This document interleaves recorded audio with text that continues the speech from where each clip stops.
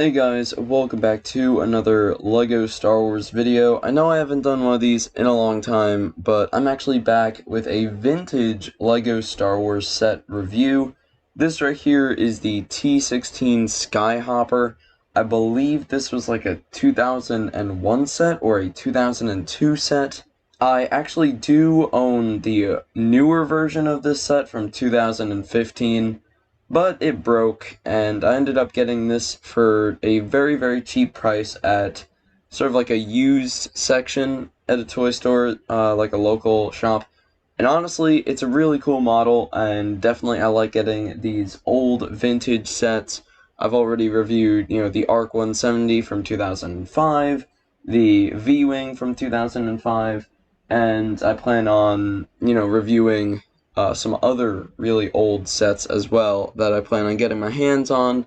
But anyways, yeah, this right here is a pretty simple set, but, we're going to be reviewing it. So let's start off with the one singular minifigure that you get in this set, if you were to buy it, because honestly, out of all the vintage LEGO Star Wars sets, this set, it's not that hard to get cheap on the internet.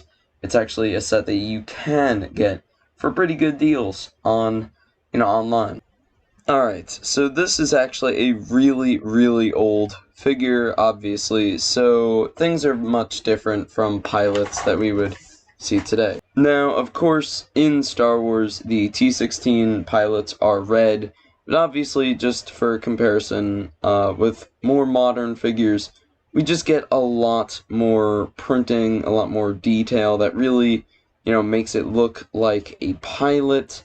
But of course, in this set, we just get a blank red pilot helmet, which I'm actually surprised how old this helmet is. It looks like something that you would see like coming out of a more modern, like new LEGO piece, but really this was a part that was designed with the very beginning of the LEGO Star Wars license. Sorry, my camera is having a lot of trouble focusing, but the head, it's just a lot less detailed than, like, for instance, the heads that we get nowadays for pilots. There's no chin strap, no, like, real visor detail. It's basically just a normal, like, classic LEGO smiley face head, just with a visor printed on it, and pretty crudely. But, as I said, it's an old figure, so it makes sense. It gets away with it. It has that vintage charm of old LEGO stuff. The torso also, like, I think this is the only LEGO Star Wars, like, printed piece for a minifigure that I think has literally shown up in a LEGO City set. Like, this has to be, like, a firefighter torso. Like, literally. Literally. I don't know what's going on there, but yeah, that's the way the minifigure is. And then just, blank, non-printed red legs. Of course, back then, they really only did leg prints for really, really, really important figures. Honestly, leg prints they really only became somewhat common only around 5 years ago. So, it's not a shocker that a figure from the very early 2000s does not have a leg print. He also doesn't have gloves. He just has these yellow hands. And that is silver, by the way. Like, this pocket here is white printing, but the zipper and this line is silver. And there's no back torso printing, and in case you're wondering, there's no back head printing either. So the first thing that you can realize is that this uses old clip pieces. These are the old ways that they used to do, things so it can kind of move. It's really not supposed to, like, there's no actual function to this. It's basically just to get the wings into the kind of Star Wars, like, triangular shuttle wing shape.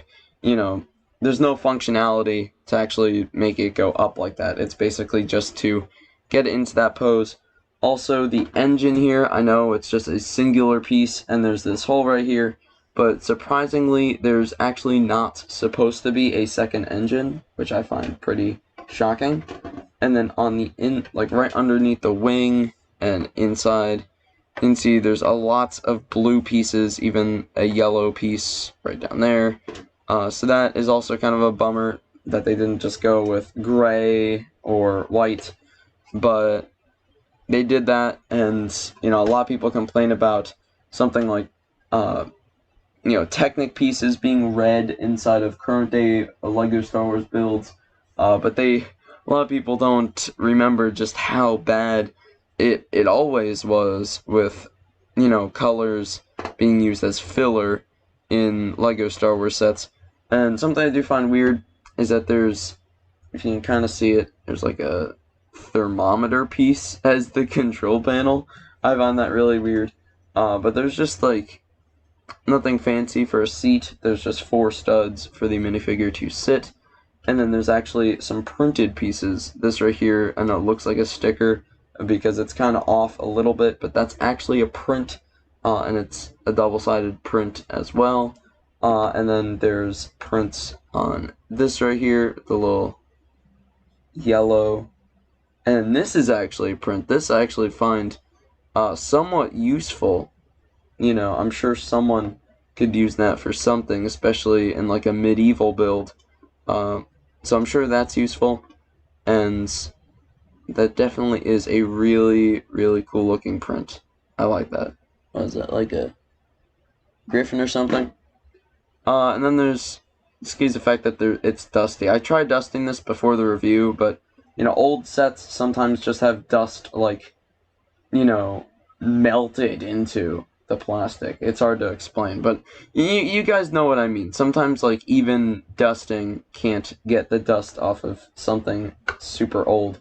But yeah, there's no spring-loaded shooters, no flick-fire missiles, just all pieces like this to kind of show like imaginary, like simulated turrets. And then there's like this little thing that this little like middle part. It's accurate, and that is what the entire model actually stands on. Once you get the minifigure inside of the cockpit area, it does its job. It holds him in there. Even if you're shaking this around, playing with it, he's not really going anywhere. But yeah, definitely this is a good set, and I just wanted to review it because I got it for a pretty cheap price, and I figured why not share it with you guys. I've not done enough LEGO videos of recent lately anyways, so I'll see you guys later with more content. I know things have been very slow this year, but don't worry.